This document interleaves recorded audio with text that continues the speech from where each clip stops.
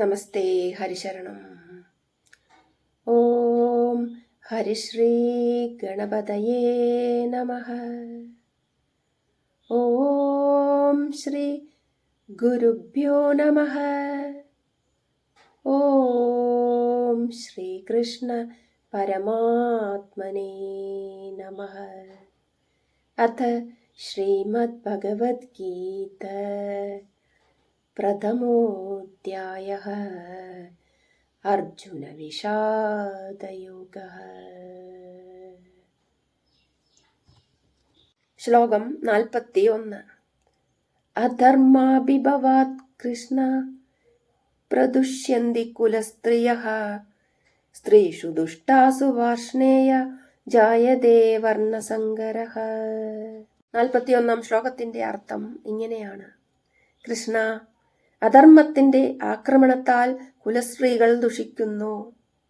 വൃഷ്ണിവംശജനായ ഭഗവാനെ, സ്ത്രീകൾ ദുഷിക്കുമ്പോൾ വർണ്ണസങ്കരം ഉണ്ടാകുന്നു. അതായത് വർണ്ണാശ്രമധർമ്മങ്ങൾ ക്ഷയിക്കുമ്പോൾ വ്യഭിചാരം വർദ്ധിക്കുന്നു.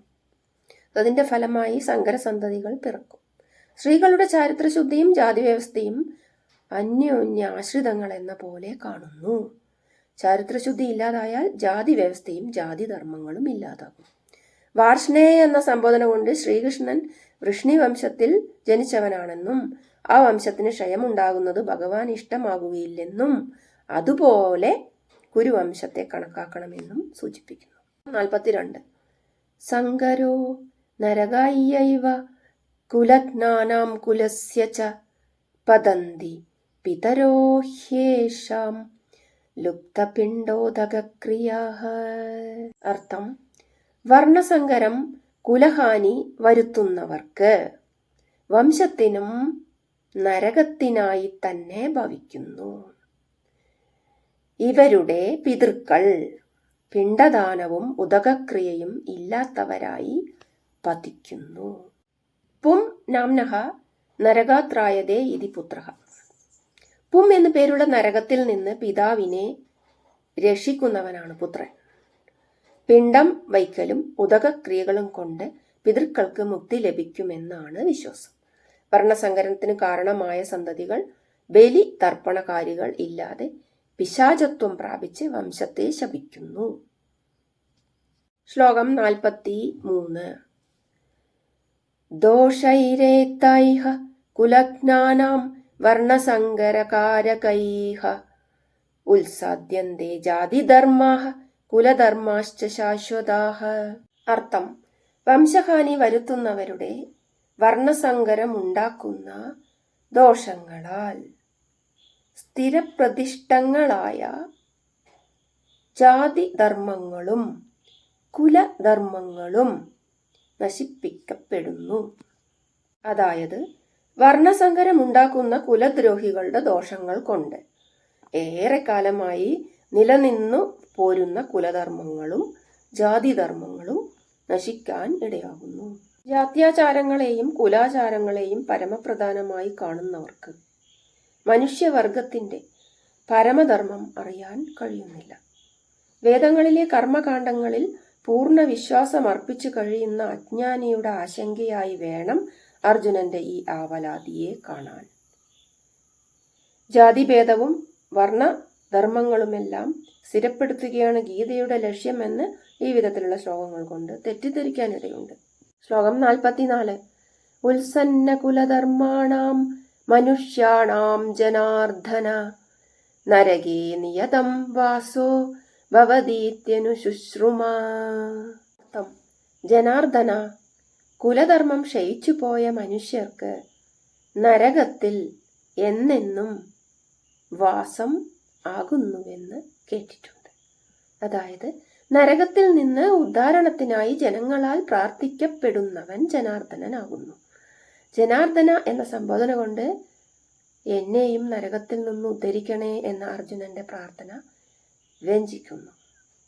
കുലാചാരങ്ങൾ നഷ്ടപ്പെട്ടുപോയ മനുഷ്യർക്ക് നിത്യനരകവാസം ഉണ്ടാകുമെന്ന് കേട്ടറിവുണ്ട് എന്ന് പറയുന്ന അർജുനൻ സ്വ അനുഭവത്തെയല്ല പ്രമാണമായി ഉദ്ധരിക്കുന്നത്. മറ്റുള്ളവരുടെ വാക്യങ്ങളാണ് അർജുനന്റെ വാദഗതിക്ക് അടിസ്ഥാനം.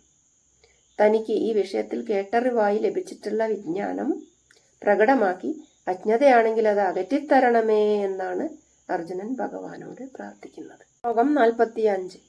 അഹോബദ മഹത്പാപം കർത്തും വ്യവസിതാ വയം യദ്രാജ്യസുഖലോഭേന ഹന്തും സ്വജനമുദ്യതാഃ.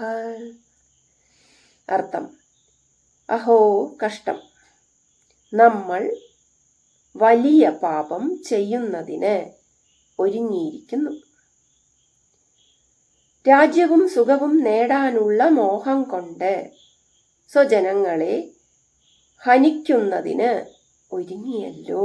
ഇവിടെ അർജുനൻ പറയുന്നത് രാജ്യവും സുഖവും നേടാനുള്ള മോഹം കൊണ്ട് ബന്ധുജനങ്ങളെ വധിക്കാൻ ഒരുങ്ങുക എന്ന വലിയ പാപം ചെയ്യാനാണല്ലോ നാം ഒരുങ്ങിയത്.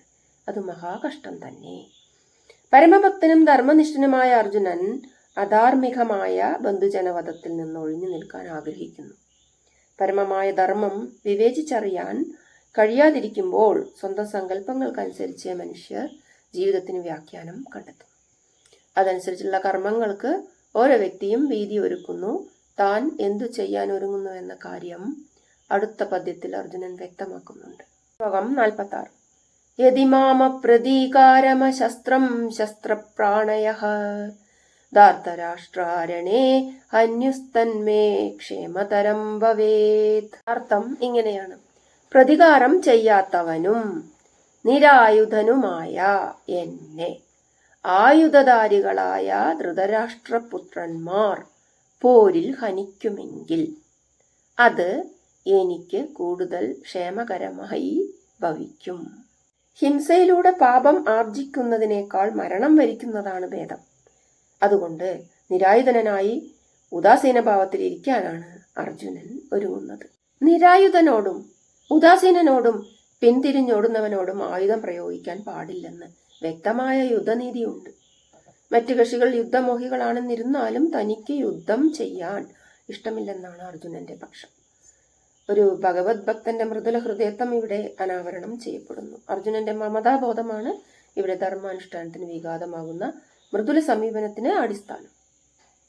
പാണ്ഡവപക്ഷത്തിന്റെ കരുത്തനായ പോരാളിയാണ് ലോകൈക ധനുർധരനായ അർജുനൻ. പാണ്ഡവപക്ഷത്തിന്റെ വിജയപ്രതീക്ഷ വിജയന്റെ സ്വയം ഹത്യയോടെ ജലരേഖയായി മാറും. ശേഷിക്കുന്ന പാണ്ഡവർ ഭിക്ഷാംദേഹികളായി അലയും. താത്കാലികമായി ഒരുമിച്ച് നിൽക്കുന്ന കൗരവപക്ഷം ദുര്യോധനന്റെ സ്വാർത്ഥത കണ്ടിട്ട് ഛിന്ന ഭിന്നമാകും. അർജുനന്റെ തീരുമാനം ഭരതവംശത്തിനും രാജ്യത്തിനും ഹാനികരമായി പരിണമിക്കും. ശ്ലോകം 47. സഞ്ജയ ഉവാച ഏവമുക്ത്വാർജുനഃ സംഖ്യേ രഥോപസ്ഥ ഉപാവിശത് വിസൃജ്യ സശരം ചാപം ശോകസംവിഘ്നമാനസഃ. അർത്ഥം: സഞ്ജയൻ പറഞ്ഞു. ഇങ്ങനെ പറഞ്ഞിട്ട് അർജുനൻ യുദ്ധകളത്തിൽ അമ്പോടുകൂടിയ ചാപം ഉപേക്ഷിച്ചിട്ട് തേർത്തട്ടിൽ ശോക സംവിഘ്നമാനസഃ എന്ന് പറഞ്ഞാൽ ദുഃഖാകുല ചിത്തനായി ഇരുന്നു. തികച്ചും ശാസ്ത്രീയമായ ചില വാദമുഖങ്ങളാണ് അർജുനൻ ഇവിടെ ഉന്നയിച്ചത്. ഗീതയിലെ ഉപദേശം 2-ാം അധ്യായത്തിലാണ് ആരംഭിക്കുന്നത്. 1-ാം അധ്യായം പൂർണ്ണമായും ആ വിധം ഉപദേശം നൽകാനുള്ള പശ്ചാത്തലം സൃഷ്ടിക്കുന്നതേ ഉള്ളൂ. ഇരു സൈന്യങ്ങളുടെയും മധ്യത്തിൽ തന്റെ രഥം നിർത്താൻ അർജുനൻ ആവശ്യപ്പെട്ടത് പടയണികളെ നോക്കിക്കാണാനായിരുന്നു. ഇരുപക്ഷത്തും യുദ്ധസന്നദ്ധരായി എത്തിയിട്ടുള്ള പടയാളികളെ കണ്ടിട്ട് പാർത്ഥൻ പരിഭ്രാന്തനും സംതൃപ്തനുമായി തേർത്തട്ടിൽ തന്നെ ഇരുന്നു. മൃദുല ഹൃദയനും യുദ്ധഭീരുവുമായ അർജുനൻ പരമാത്മജ്ഞാനത്തിന് അർഹനാണെന്നിവിടെ വ്യക്തമാക്കിയിരിക്കുന്നു. കാരുണ്യം, ആർജവം, അനുകമ്പ തുടങ്ങിയ ദൈവീ സമ്പത്തുകൾ കൂടിയും മമതാബോധത്തിന് അടിമപ്പെടുന്ന ധീരന്മാരെ ഭീരുക്കളും അകർമ്മണ്യരുമാക്കി ദുഷിപ്പിക്കുമെന്നിവിടെ വ്യക്തമാകുന്നു. അർജുന വിഷാദ യോഗത്തിന്റെ അധ്യായ സംഗ്രഹവും ഭാഷാ ഭഗവത്ഗീത കിളിപ്പാട്ട് അർജുന വിഷാദ യോഗവും കൂടി ഉണ്ട്. അതിൽ അർജുന വിഷാദ യോഗം, ഭാഷാ ഭഗവത്ഗീത കിളിപ്പാട്ട് പിന്നീട് ഒരു വീഡിയോയിൽ ചെയ്യുന്നതാണ്. ഇതി ശ്രീമദ് ഭഗവത്ഗീതാസു ഉപനിഷത്സു ബ്രഹ്മവിദ്യായാം യോഗശാസ്ത്രേ ശ്രീകൃഷ്ണാർജുന സംവാദേ അർജുന വിഷാദ യോഗോ നാമ പ്രഥമോ അധ്യായഃ.